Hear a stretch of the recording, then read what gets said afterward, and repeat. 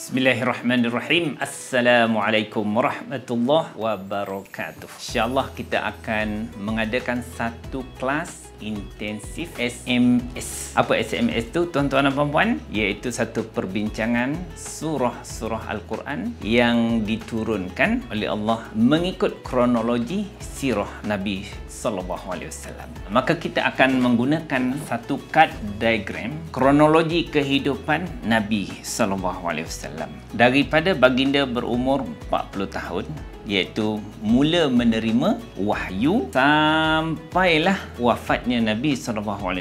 Selama 23 tahun tersebutlah tempoh Al-Quran diturunkan secara sempurna. Cuma perbincangan kita dalam program SMS surah melalui sirah ini dibahagikan kepada 6 fasa. Fasa pertama, apakah ayat-ayat Al-Quran yang turun pada 3 tahun dakwah yang pertama Rasulullah secara rahsia. Kemudian kita akan melihat senarai surah-surah yang diturunkan pada peringkat kedua kenabian, iaitu setelah Nabi mengisytiharkan dakwahnya secara terang-terangan kepada masyarakat. Kemudian fasa ketiga kita akan melihat ayat-ayat Al-Quran yang diturunkan sebelum dan selepas hijrah ke Habsyah. Dan kita akan lihat selepas itu bagaimana suasananya pula keadaan Rasulullah dan para sahabat apabila Sayyidina Hamzah dan Sayyidina Umar masuk Islam. Maka di situ kita akan melihat ayat-ayat yang diturunkan oleh Allah Subhanahu Wa Taala pada fasa tersebut. Fasa kelima kita akan melihat suasana keadaan Rasulullah dan para sahabat pada peringkat 3 tahun terakhir sebelum Nabi berhijrah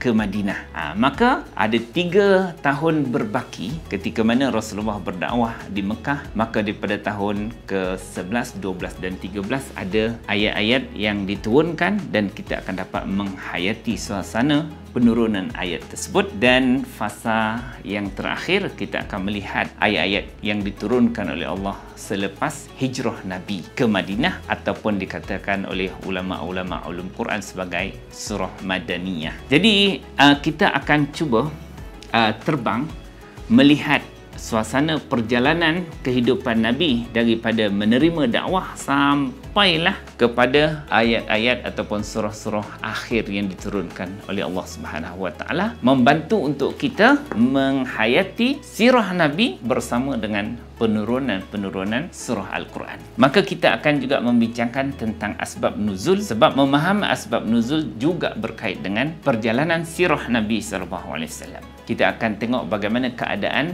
ayat-ayat Al-Quran itu diturunkan, dan kita akan juga membincangkan serba sedikit tentang surah Madaniyah dan surah Makkiyah, ciri-cirinya dan perbincangan-perbincangan insya-Allah.